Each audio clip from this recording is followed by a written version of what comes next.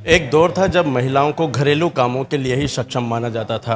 कई ऐसी प्रथाएं, पर्दा प्रथा और घूंघट प्रथा के चलते महिलाओं को सामाजिक जीवन से दूर रखा जाता था। लेकिन दौर बदला, हालात बदले और आज महिलाएं सामाजिक जीवन जी रही हैं और पुरुषों से कंधे से कंधा मिलाकर काम कर रही हैं। कई क्षेत्रों में तो महिलाएं पुरुषों को भी पीछे छोड़ रही है।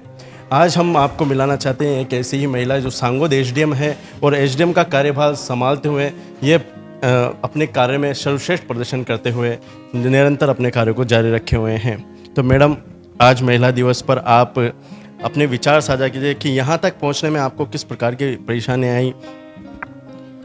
नमस्कार।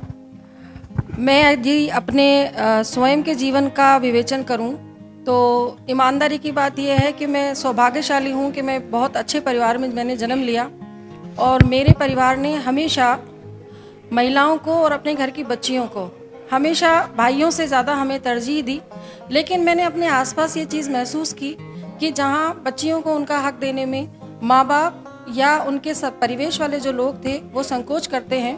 यहाँ तक कि ये जो भेदभाव है ये बच्ची के जन्म होने के प्रारंभ से ही शुरू हो जाता है।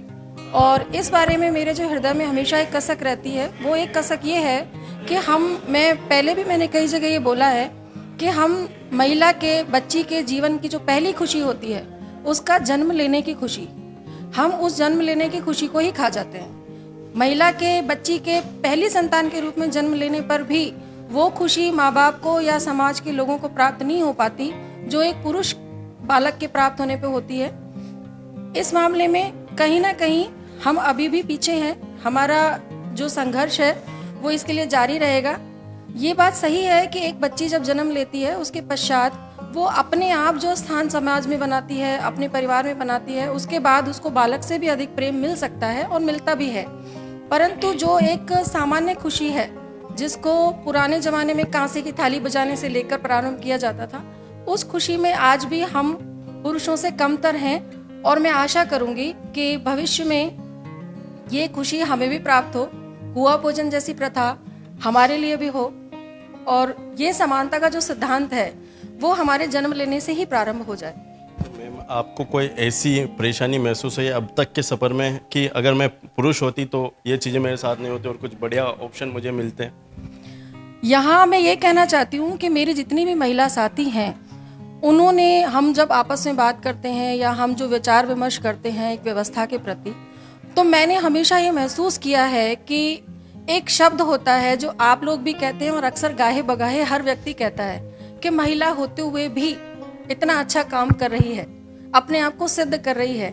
मुझे इस बात से ही तकलीफ होती है कि महिला होते हुए भी काम करना, हम सक्षम हैं, हम काम कर सकते हैं। फिर ये जो स्टिग्मा है कि महिला होते हुए भी काम कर रही है, प्रत्येक महिला अपना काम करती है, दायित्व निभाती है, बचपन से दायित्व निभाती है और दोहरे और तिहरे दायित्व निभाती है। हमें सृष्टि ने भी दोहरे और तिहरे दायित्व की जिम्मेदारी दी है और हम पूरी जिम्मेदारी से वो निभाते हैं। ये बात बिल्कुल सही है कि आज भी हमें यदि अपने आप को सिद्ध करना हो तो हमें किसी पुरुष से 8 से 10 गुना अधिक मेहनत करनी पड़ती है और ये दिखाना पड़ता है, अपना स्थान बनाना पड़ता है। जहाँ पुरुष का स्थान अपने आप बन जाता है, हमें वो स्थान क्रिएट करना पड़ता है, स्वयं को बनाना पड़ता है। मैम, कई ऐसी महिलाएं या बालिकाएं जो सामाजिक रूप से अपनी पहचान बनाना चाहती है लेकिन सामाजिक बंधन और पारिवारिक बंधन उनके आड़े आते हैं। ऐसे लोगों को और ऐसी महिलाओं और बालिकाओं को आप क्या संदेश देना चाहिए? बालिकाओं के लिए मेरा निवेदन है कि हम समाज से या परिवार से लड़ झगड़ के नहीं, उनको कन्विंस करके, उनको ये चीज़ बता के अपना स्थान बना के आगे बढ़ें।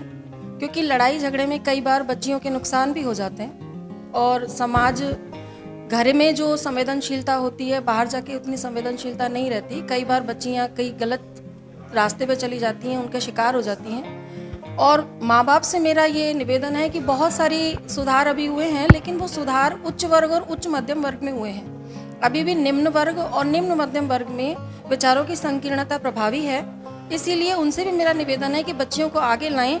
वो बिल्कुल बराबर हैं, बेटा बेटी एक समान हैं। आज ही नहीं, चिरकाल से ही बच्चियां हमेशा से माता पिता की अधिक सेवा और अधिक चिंता करती रही हैं और अभी आर्थिक रूप से सक्षम होने के बाद बहुत जगह ये भेद जो नौकरी पेशा लोग हैं उनमें मिट चुका है।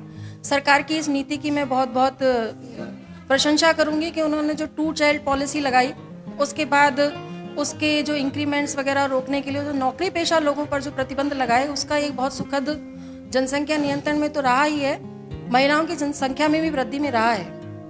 तो इसीलिए बाकी लोगों से भी मेरा ये निवेदन है कि जो निम्न वर्ग के लोग हैं या वो हैं, अपनी बच्चियों को आगे लाएं।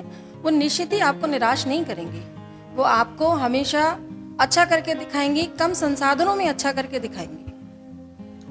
तो ये थी एचडीएम महिम, जिन्होंने हमें बताया कि किस प्रकार से महिलाएं प्राकृतिक जिम्मेदारियां जो प्रकृति ने महिलाओं को दी है उसे निभाते हुए सामाजिक जीवन में भी अपनी पहचान कायम कर रही हैं। और कई ऐसी चीज़ें मैम ने बताई कि सामाजिक जो बंधन होते हैं उन्हें जारी रखते हुए कैसे मिटा सकते हैं, कन्वेंस करके उन्हें मिटा सकते हैं और अपनी पहचान सामाजिक जीवन में स्थापित कर सकते हैं। कैमरामैन लीलाधर सुमन के साथ रवि राठौर, सांगोल।